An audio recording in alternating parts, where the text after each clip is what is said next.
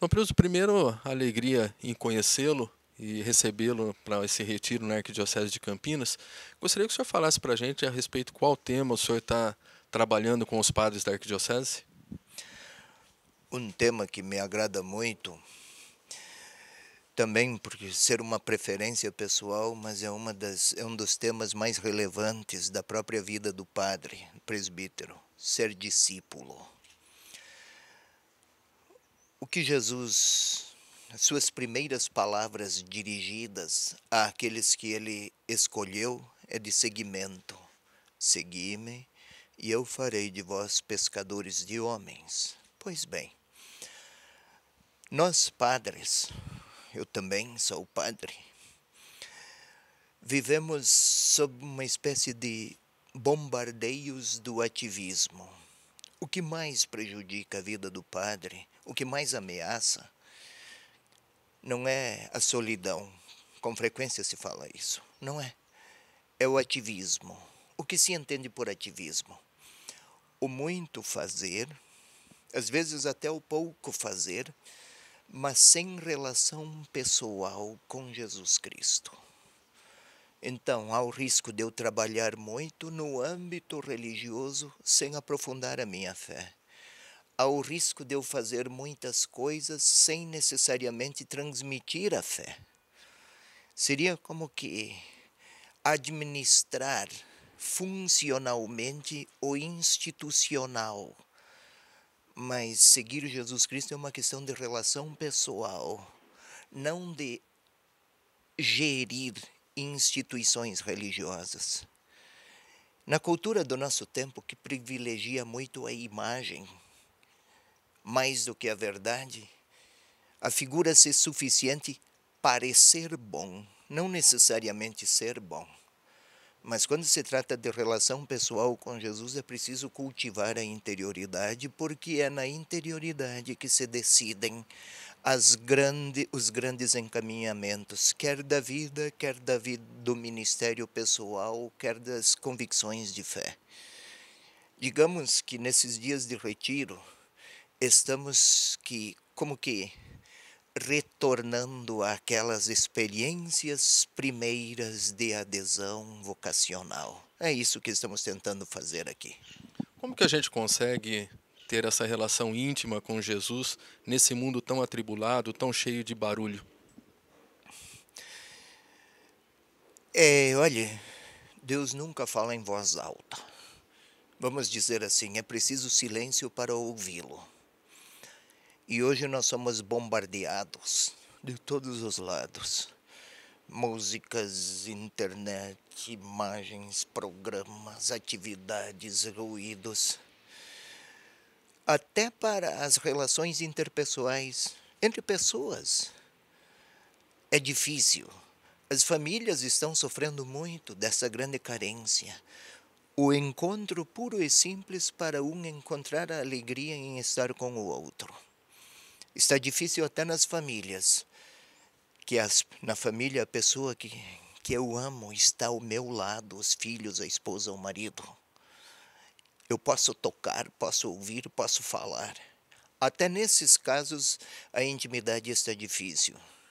Muito mais quando a outra pessoa, o outro, é o grande outro, o próprio Deus. Porém, não está ao alcance dos meus toques e dos meus olhos. Aí sim é preciso recolhimento, quietude e contemplação. Uma das maiores ameaças às relações humanas hoje é o fato de não mais se falarem, não mais se ouvirem. Há mais informação do que encontram. Um fala aquilo que informa, mas não necessariamente comunica algo de si. Mas com Deus não há outro caminho senão deixá-lo falar, ouvi-lo. Por isso essa urgência, inclusive para os nossos padres, de recolhimento, de quietude, não para favorecer isolamentos, mas para promover intimidades. Por isso estamos aqui numa casa, tudo favorece o recolhimento, o bosque, a natureza, a quietude. Mas é claro, não é por fora que conta a quietude, mas dentro. Bom, senhor, primeiro eu gostaria que o senhor falasse para a gente a respeito da importância desses momentos de retiro para a convivência fraterna entre os padres, os bispos e também para um momento de encontro pessoal com Deus, né? Então, o retiro, além de ser uma obrigação canônica, Dom Gilberto lembrava sempre isso para nós, né? É um momento de encontro, de, de convivência fraterna e, especialmente, é um momento de oração, junto com todo o presbitério. É um momento muito rico, né? Onde nós nos encontramos, rezamos, compartilhamos a vida. Isso é muito importante dentro da dinâmica do retiro e também para o nosso crescimento espiritual. Nós, pelo estilo de vida que temos, não nos encontramos tanto. Então, esses momentos são importantes e intensos na nossa vida. Isso só vem reforçar a nossa espiritualidade. Dom Peruso está falando a respeito do discipulado, a importância desse tema também hoje para a igreja. É sem dúvida. Ele está reforçando esse aspecto que nós somos discípulos, né? E ele lembrou agora: discípulo é aquele que aceita o desafio de ou de compartilhar a sua vida com o mestre. Não é só quem aprende um ofício, mas é quem aceita compartilhar a vida, aceita imitar o mestre nas palavras e na prática, na vida. Né? Isso tem sido a tônica da fala dele, pelo menos até agora. E isso nos faz pensar ah, em nossa vida, no nosso ministério, no ser padre.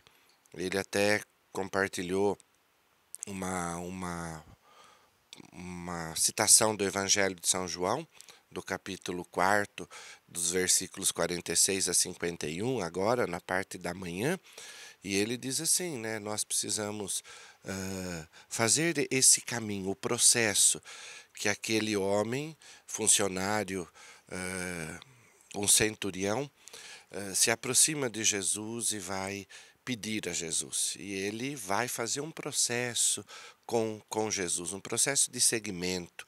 Ele passa de funcionário, ele passa a ser chamado de homem e depois ele é chamado de pai.